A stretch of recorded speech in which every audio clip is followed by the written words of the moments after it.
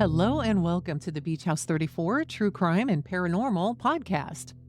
Today we're going to be covering a topic that contains lots of warnings. I just want to say this ahead of time.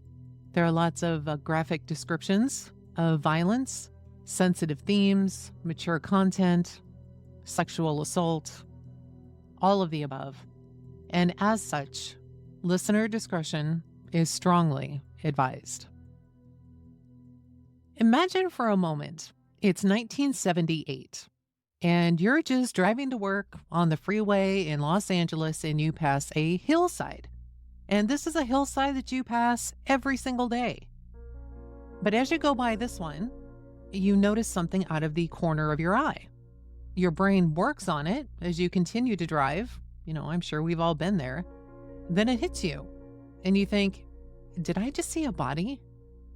But then you laugh it off and literally question your own mental state. Then you remember something you recently heard.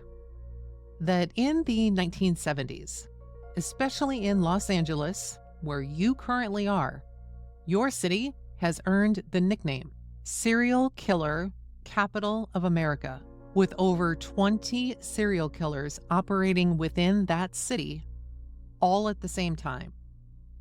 So yeah, while you normally wouldn't think of such a thing, a body being on a hillside, you then remember what you heard.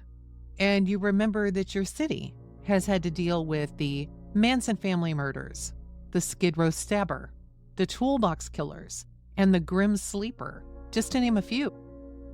So yeah, what you thought you probably saw, it was probably more than possible. Yet another serial killer was active in the area.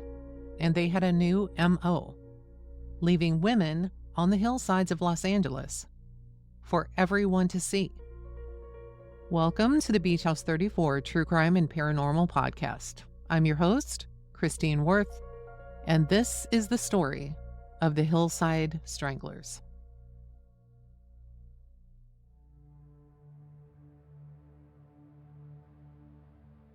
In 1951, Ken Bianchi was born to a 17-year-old sex worker in Rochester, New York. And when he was just 2 weeks old, he was given up for adoption.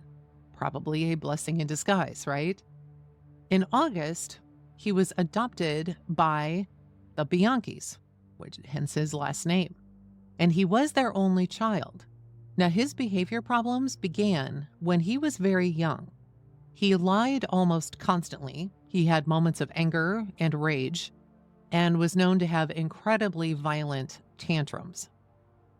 When he was still young, still in elementary school, he fell off of a jungle gym and ended up landing on his face. And his parents, becoming so concerned about his behavior, especially up until this point, they decided to enroll him in a private Catholic school and then took him to see a psychiatrist. At 10 years old, he was diagnosed with passive-aggressive personality disorder. Now, it's unknown what happened to him between 10 and 12, but what is known is that when he was 12, he started to do very disturbing things, such as pulling down young girls' underwear. And then when he was 14, something tragic happened, which didn't help Ken in the least bit. His adoptive father died from a sudden illness. Now, with all of the issues that Ken had up to this point in his life, he actually did end up graduating high school in 1970. And not long after he graduated, he married Brenda Beck, who happened to be his high school girlfriend. The problem is that Ken couldn't stay faithful. And so after just 8 months of being married, they ended up in divorce. Now, throughout his whole life, Ken had a singular goal. He wanted to be a police officer. And one of the things that he liked about being a police officer was all the authority that came along with it. So what he did is he enrolled at a community college and took courses in police science and psychology, but he didn't do very well and ended up dropping out. He did actually try to get work with the Monroe County Sheriff's Department there in New York, but they didn't hire him. But he did, though, get a job as a private security guard. Now, as a security guard, he found a loophole. He discovered that he could steal from wherever it was that he was guarding. So he did. He would then get fired from this job and start the whole process all over again, working someplace else. In 1976, Ken decided that he didn't want to be in Rochester anymore, and he had a cousin living in Los Angeles. So he decided to move to Los Angeles to go live with his cousin, or meet up with his cousin, Angelo Buono. Now, Angelo, he was quite a bit older than Ken. And what Ken may or may not have known was that Angelo had quite a significant history of sexual violence. When Ken arrived in Los Angeles for the first time in his life, he lived a lifestyle with Angelo like he had never, ever known. Now, in California at the time, drugs and sex, they were the name of the game. And his cousin Angelo, when he met him, had jet black dyed hair. He was wearing gold chains. He had a large ring on his finger. And in addition to this, he had plenty of young women all around him. All of these women, far, far too young for Angelo. All of this was new for Ken.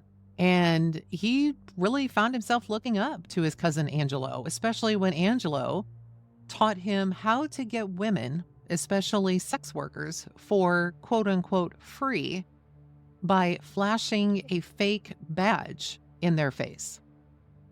He was told, and I am not going to quote this verbatim, but he was told, quote, "You can't let a C word get the upper hand. Put them in their place." So let's take a minute and talk about this cousin of Ken's, Angelo, because he's a real piece of work. Angelo was born on October 5th of 1934, also in Rochester, New York. His mom and dad got divorced, and he ended up moving with his mom and his older sister to Glendale, California in 1939. So when he was about 5 years old. When he was 14, he began to brag to his friends about sodomizing and sexually assaulting girls.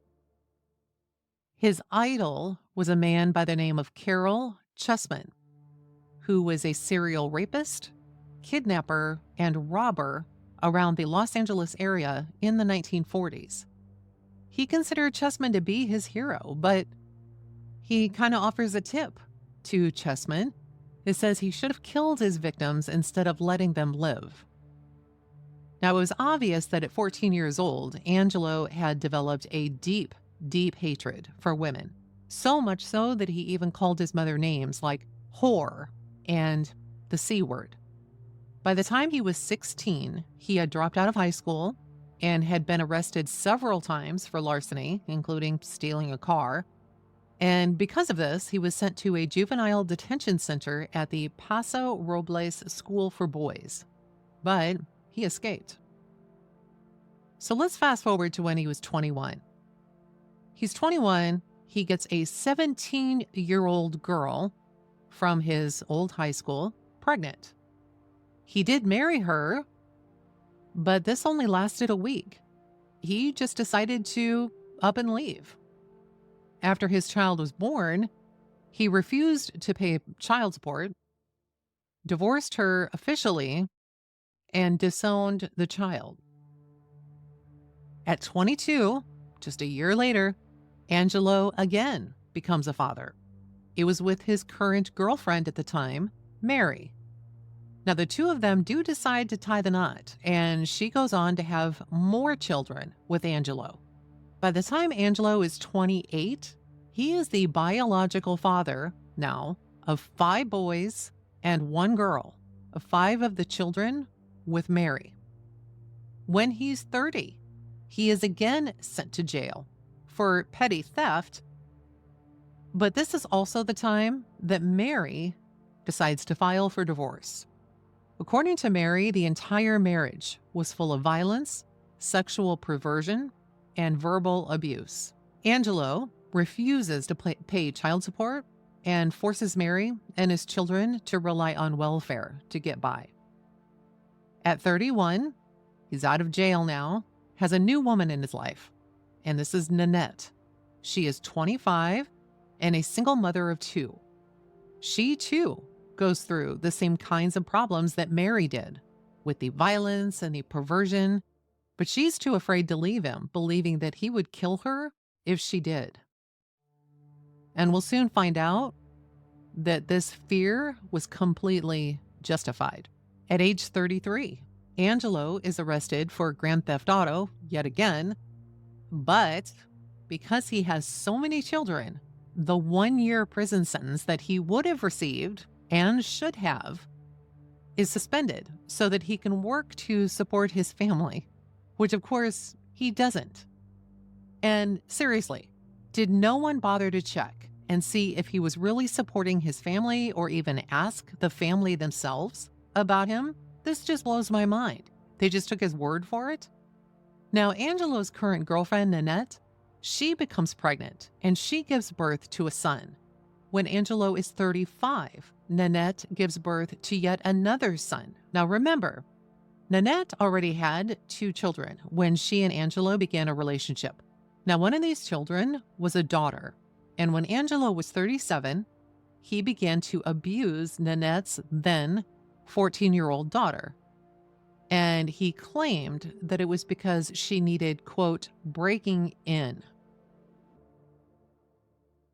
Yeah, that churned my stomach too. He is said to have bragged about abusing the girl. Now, after this, Nanette packed up all of the kids, and she doesn't just leave.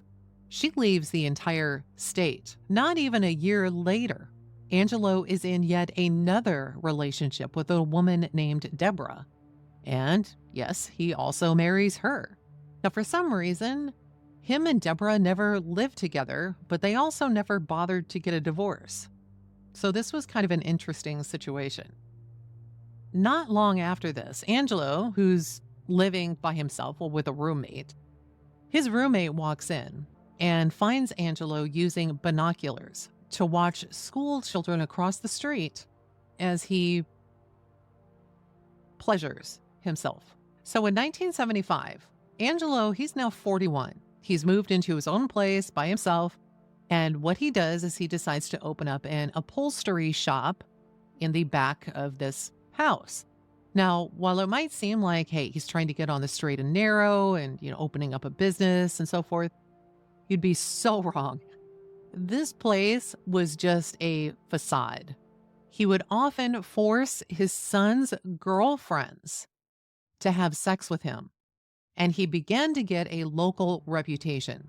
He was often referred to as a quote-unquote stud, and he even referred to himself as the, no offense to Rocky here, the Italian stallion.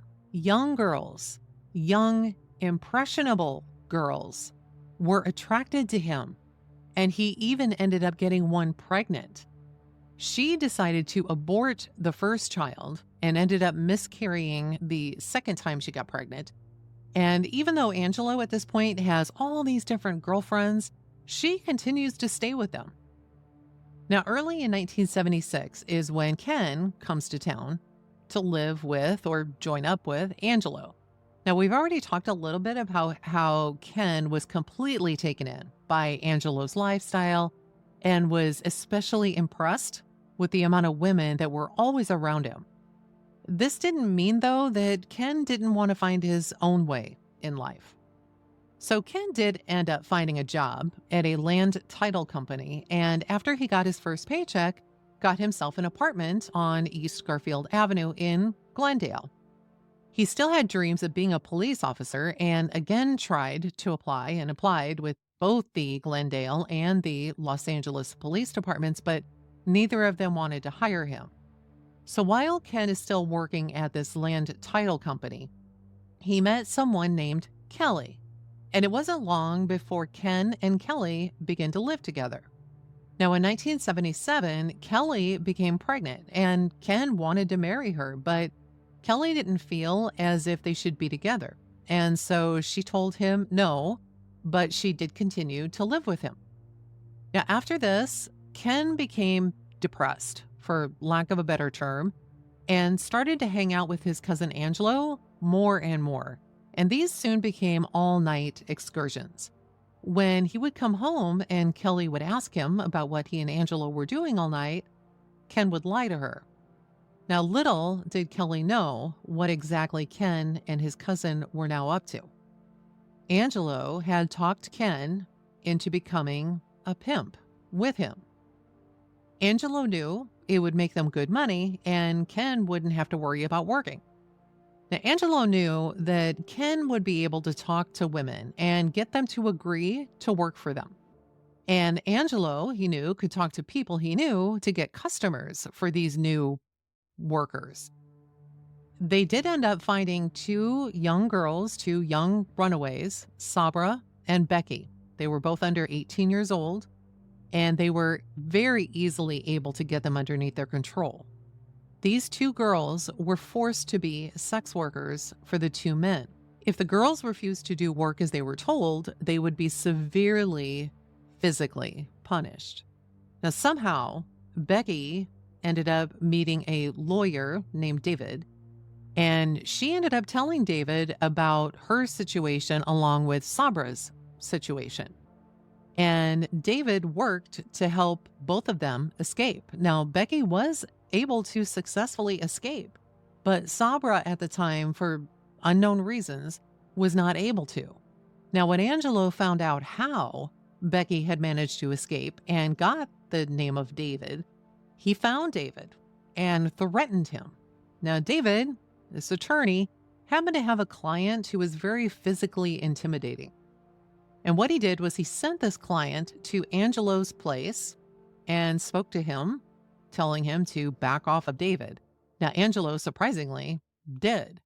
Now, Sabra, though, she's still stuck in her situation, but seeing that Becky was able to get away, she came up with something on her own, and it worked. And she, too, was able to get out of her situation.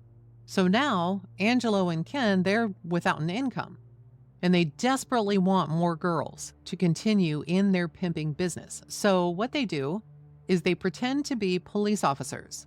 And they go out and they literally just abduct another young woman. She was forced to do the same work as Becky and Sabra did before her. But here's the problem. They needed clients for this new girl of theirs. And so what they did is they decided to pay someone who had worked in the game for some time. And they said that they would pay her for her list of clients. And this list is usually known as a trick list.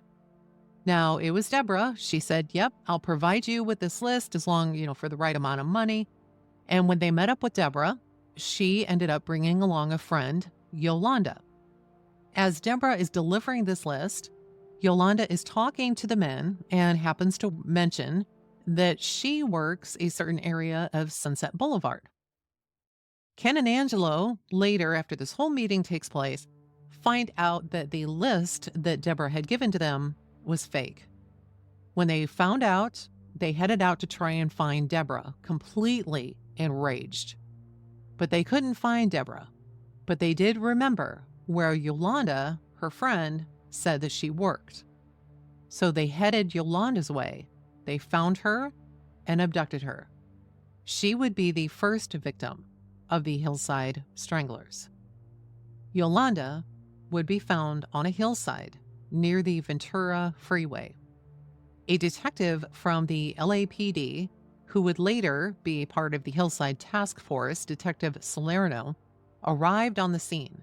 Now, Yolanda's body had been cleaned before being dumped, but the police could still see marks around her neck, her wrists, and her ankles. She had also been sexually assaulted.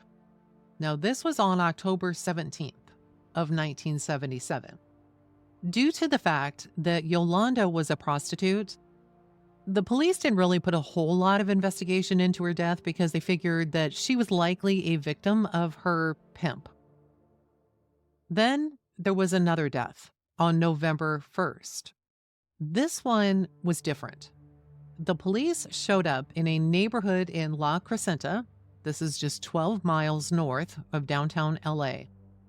What they found when they showed up was the body of a teenage girl who was found naked and face up on a parkway in a middle-class residential area. She had been found in front of a house, and the homeowner had covered her up so that the kids heading to school that morning wouldn't see her. She had bruising on her neck and ligature marks on her wrists and her ankles. It was obvious that she had been put there on purpose so that she would be found quickly. She was only about 90 pounds and looked to be about 16 years old. An autopsy showed that she had likely been killed around midnight, and it was also clear that she too had been sexually assaulted.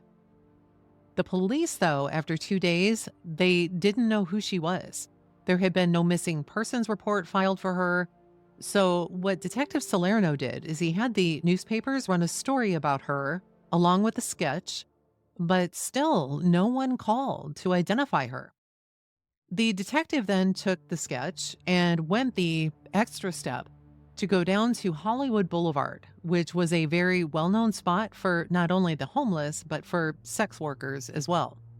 He did start to get the name of Judy Miller, and a man said that he had seen Judy leaving a restaurant nearby at around 9 o'clock the night that she was found. She was later officially identified as 15-year-old Judy Miller, who had dropped out of Hollywood High School and become a runaway as well as a sex worker. She had last been seen talking to a man who was driving a sedan on Sunset Boulevard. It was later learned that the men had told her that they were quote-unquote undercover police officers.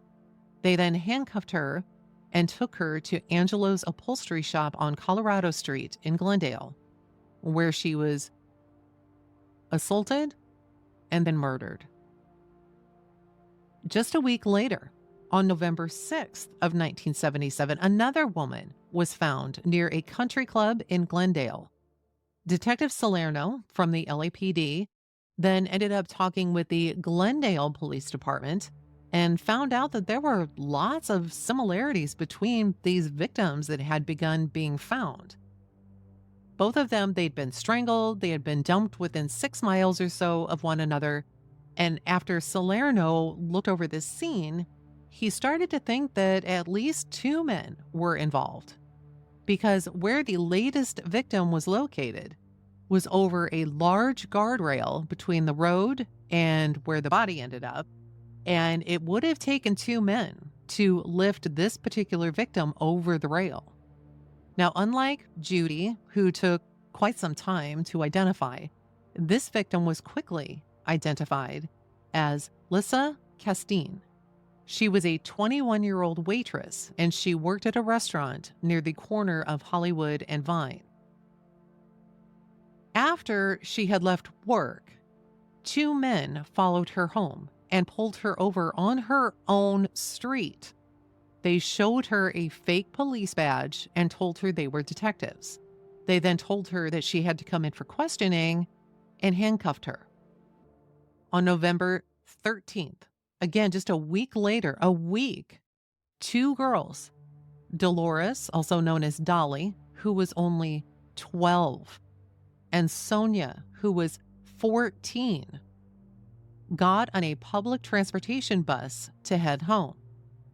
Now, a witness said that they saw the girls get off this bus and go over to a large 2-tone sedan to talk to someone on the passenger side of this car.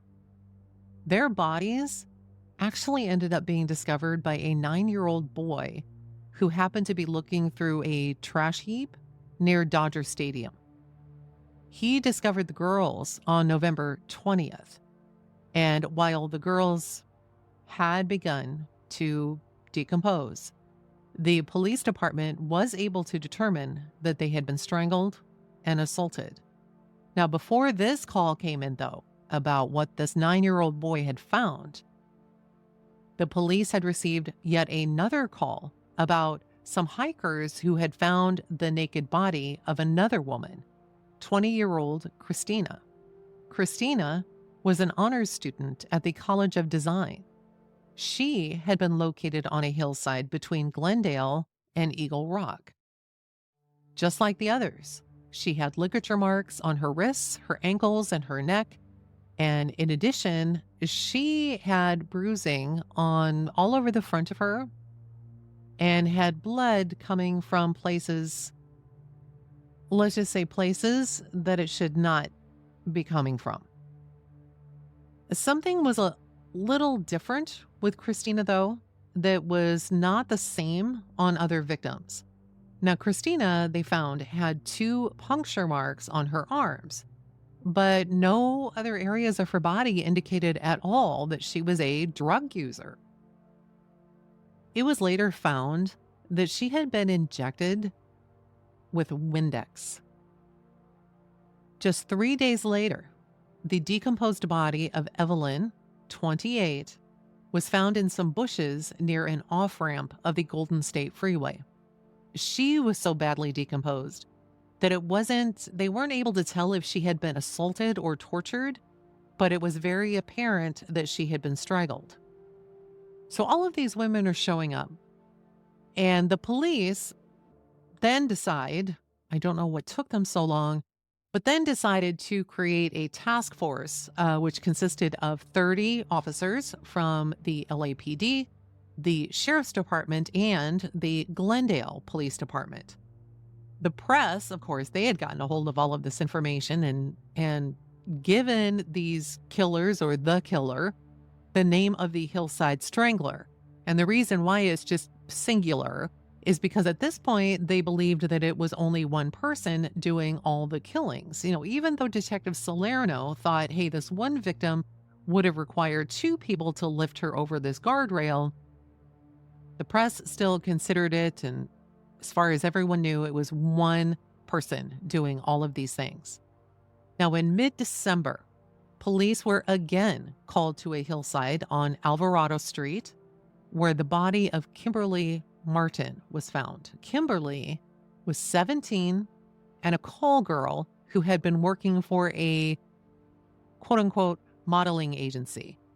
And ironically, she chose to work for the agency because she didn't want to be on the streets with all of these women being found strangled on the hillsides. So how was Kimberly found by the men? Well, they went to a public payphone and called the agency and just asked for a girl. When the police then investigated the place where she was sent to, it was a vacant place. It had been broken into. Nothing more, at least in the area of leads leading to who could be doing this, was found. And things got really quiet for a few months. And this was until mid-February of 1978, when a woman was found in the trunk of her own car, and the car had been pushed off of a cliff on Angeles Crest. Now, the car was found when a helicopter pilot happened to spot it and police responded. The woman was 20-year-old Cindy, and she was found nude in her trunk. She had been a student and a part-time waitress. Like the others, she had ligature marks and had been tortured and sexually assaulted. The police checked with everyone who knew Cindy, trying to find out if anyone was with her at the time she went missing, what happened. And ironically, Cindy actually lived across the street from a previous victim, Christina, but the 2 women didn't actually know each other. And according to the book Two of a Kind, the Hillside Stranglers, Cindy had actually gone to Angelo's upholstery business and brought her car in to discuss what could be done with the interior of her vehicle. And then evidently Ken showed up. And according to the book, Ken and Angelo had a private discussion and decided to make her, Cindy, the next victim. So let's kind of go back a little bit. Remember Kelly, Ken's girlfriend who had gotten pregnant and then refused to marry him? Well, she had given birth to a son. And shortly after his birth, she decided that she'd had enough of both Ken and Los Angeles and decided to move back to live with her parents in Bellingham, Washington. After Kelly had left, Ken begged Kelly to take him back, saying he wanted to be with her, he wanted to raise their son. Kelly finally gave in, and Ken ended up moving to Washington that same year, just a handful of months after their son was born. Now, keep in mind, Kelly had no clue as to what Ken had been up to with his cousin Angelo all these nights he would be away from home. And of course, Ken probably thought that this was his ticket out of LA, and he had to be very aware that the police were looking for the Hillside Strangler. And so this was the perfect opportunity to just up and get out of town. So once he was in Washington, he did get a small place for his family, and he got a job with a security agency as a security guard. Now, not long after, he then ended up working as security for a grocery store.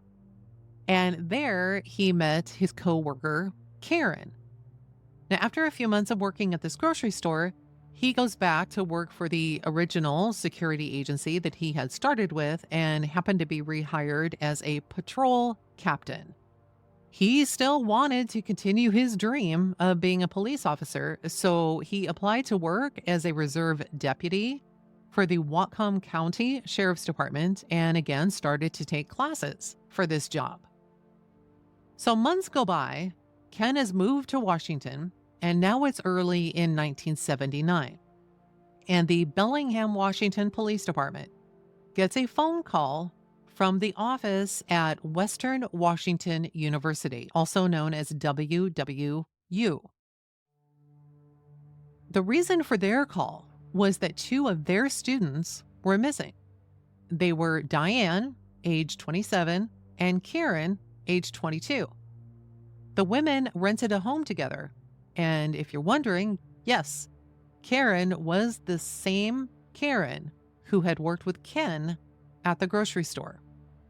Karen had told people, though she was told not to, she went ahead and did anyway, and, thank goodness for that. She had told people that Ken had offered both her and her roommate $100 each to guard a house, or in other words, to house sit in a certain well-to-do neighborhood for 2 hours because this house's alarm system needed to be fixed. Now, Ken, remember, he's working for a security firm. And so Karen and her friend likely thought, well, hey, this is all on the up and up, right? Just needs help. He's going to pay us for it.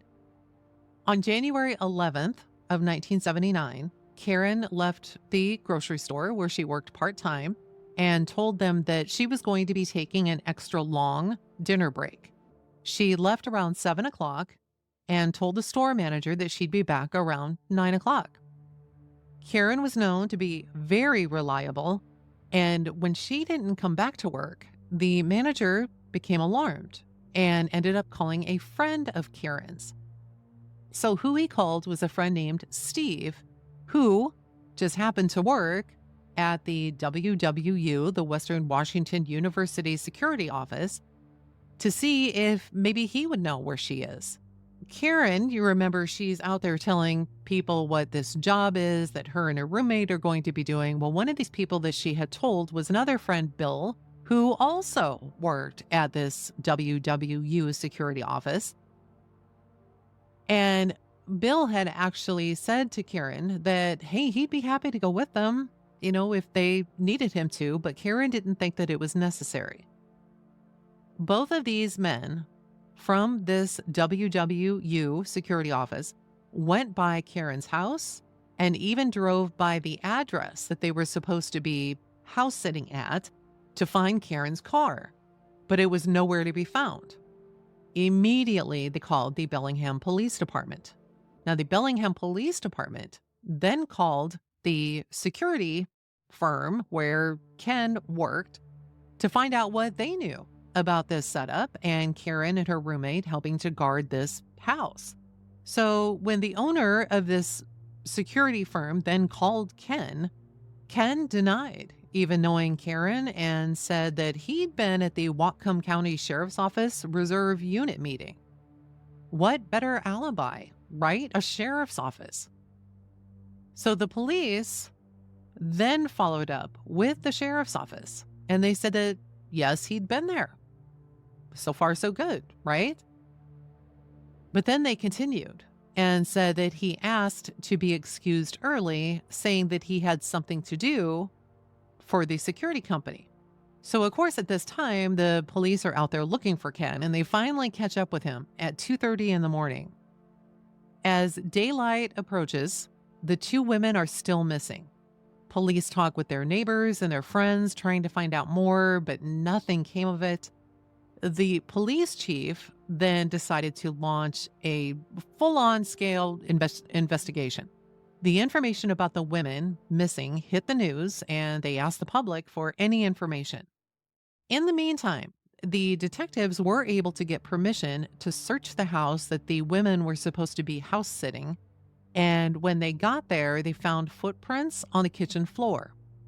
The security office at the Western Washington University also called the police department and told them that, hey, neither of the women had shown up for class that morning.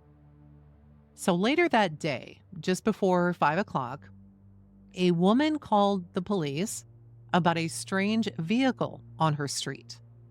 It seemed off to her because the vehicle was parked near an area that had not yet been developed. It was in this cul-de-sac, and when she described the vehicle, it was a near exact match to Karen's green car.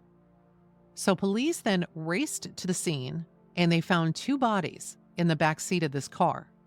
The victims were transported to the hospital, and the vehicle was taken into evidence. After an autopsy, it was determined that both of the women had died as a result of strangulation. Now, Ken's security company then called Ken and said, hey, we need you to report to the security guard shack. So when Ken showed up, he was taken into custody. In this same shack, police found Karen's roommate's, Diane's, coat hidden around some pipes about 20 feet from where Ken normally parked his company truck. As the police questioned Ken, his alibis changed constantly, which of course is giving the police red flags, and they determined that, hey, this is our guy. But the problem is no one saw him, and of course he didn't confess, so there wasn't a lot they could go on or even arrest him for. One super sharp detective, Detective Nolte, had noticed that when they had brought Ken in, Ken had a California driver's license. And so what he did is he contacted the LAPD. Now, Detective Nolte, he was wondering if they had any information on this guy. So either by pure luck or just something working in his favor, the detective ended up getting transferred to Detective Salerno, who is now a member of the Hillside Strangler task force.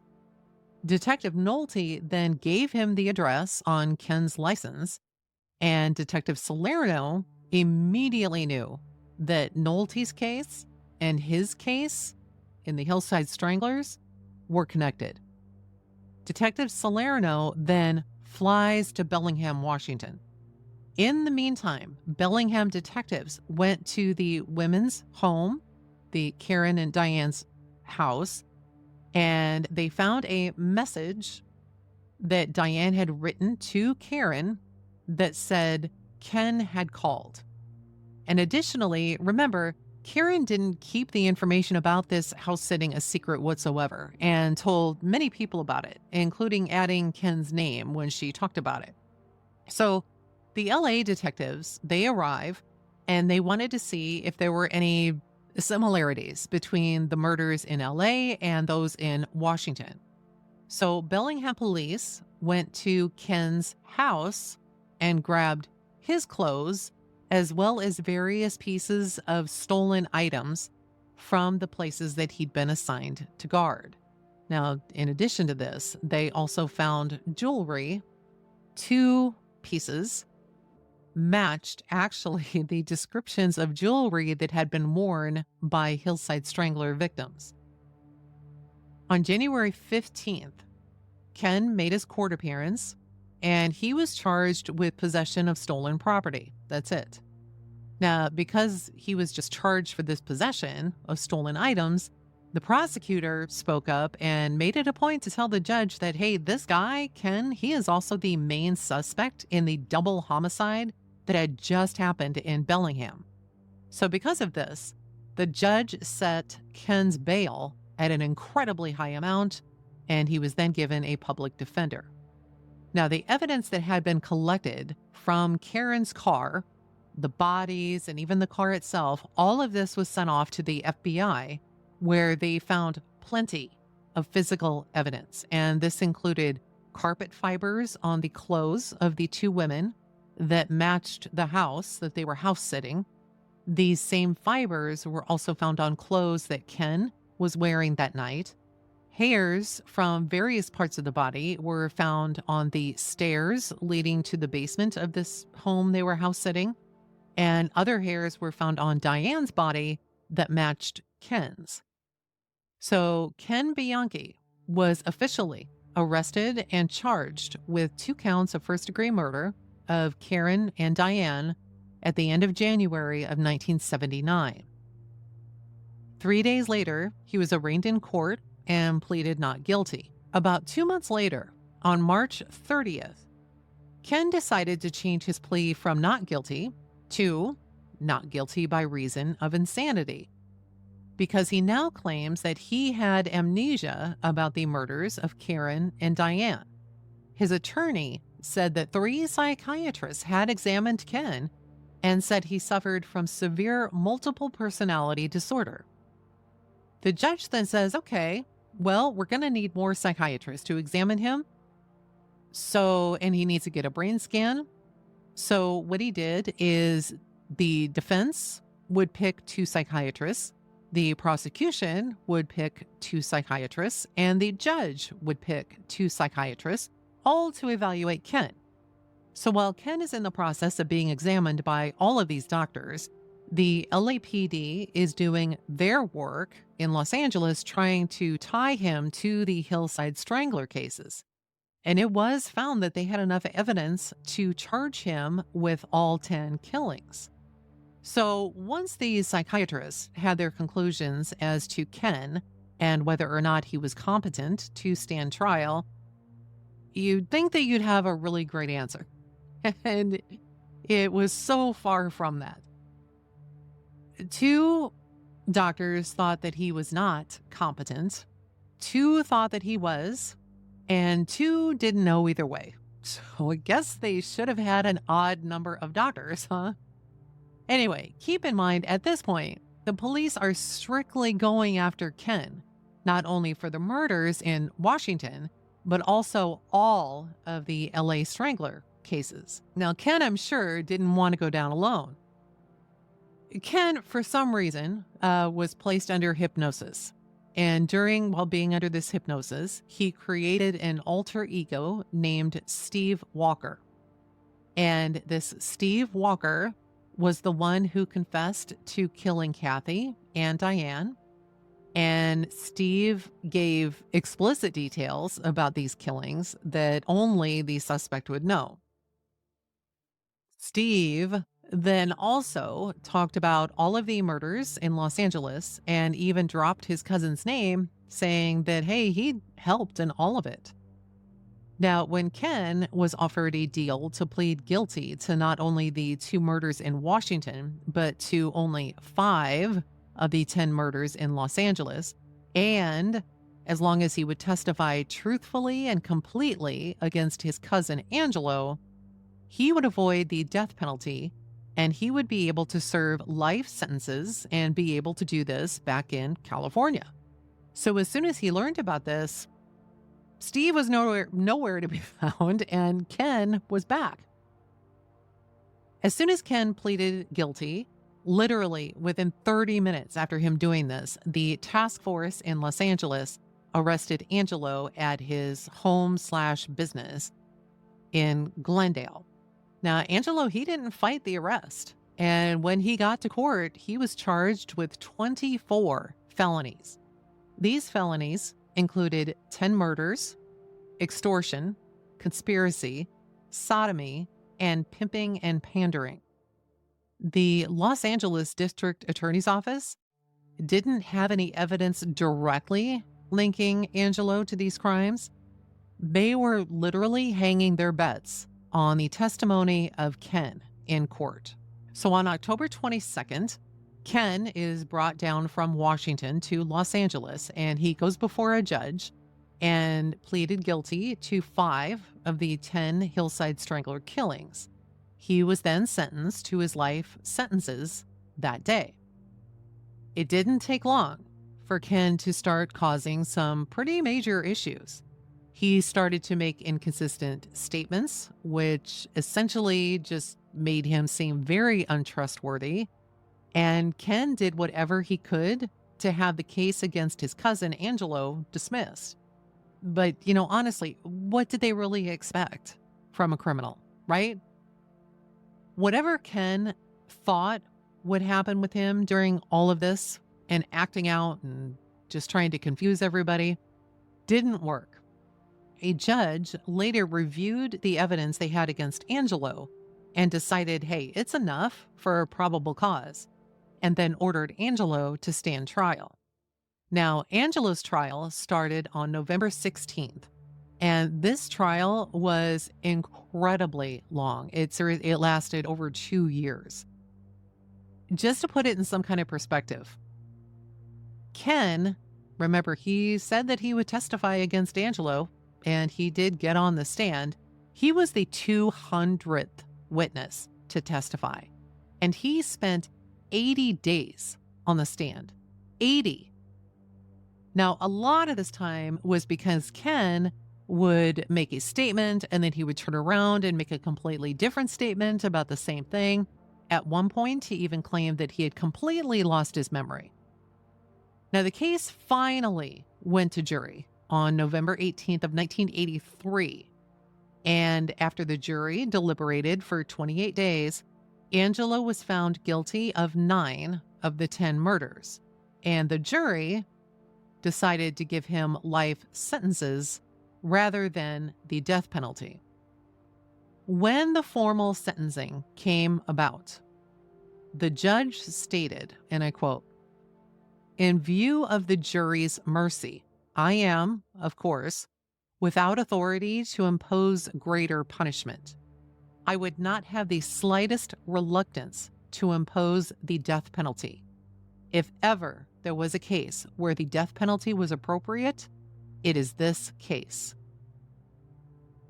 Angelo was sent to Folsom Prison, and in 2002, he died of a heart attack in his cell at age 67. Now, Angelo was in a cell by himself due to the nature of his crime, which likely meant that he was isolated because he was in danger from the rest of the inmate population, because they would have very likely attacked him for harming women and girls. Even those incarcerated have standards. A retired detective, after Angelo passed away, said after learning of his death, quote, "As far as he's concerned, I don't really have any feeling for him. The world's probably a better place without him." And as far as Ken goes, Ken was sent to the Washington State Penitentiary in Walla Walla, Washington, where he is still incarcerated today. And he, as of the date of this recording, is 72 years old. I've often talked about how the 1970s were really a crazy time for plenty of serial killers and murderers and just all kinds of really intense, terrible things happening as far as crimes go. Not quite sure what it was about the 1970s, but nonetheless, this likely will not be the last episode I will ever do that includes something that happened in the 1970s.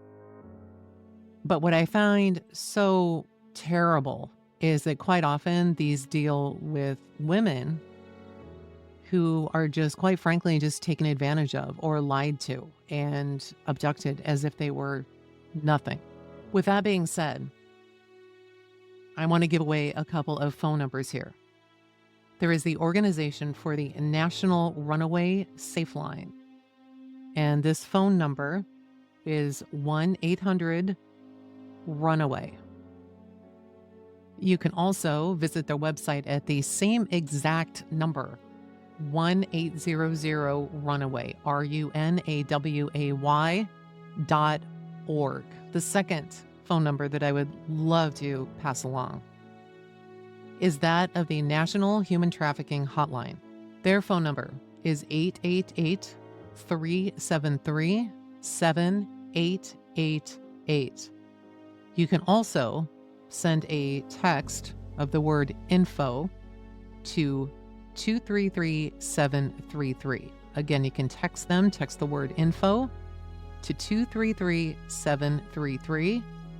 And their website is humantraffickinghotline.org. Thank you all for listening. I appreciate every single one of you. If you like this episode, please don't hesitate to subscribe or give it a like or even a comment. I would be so grateful. Thank you so much. We will talk again soon.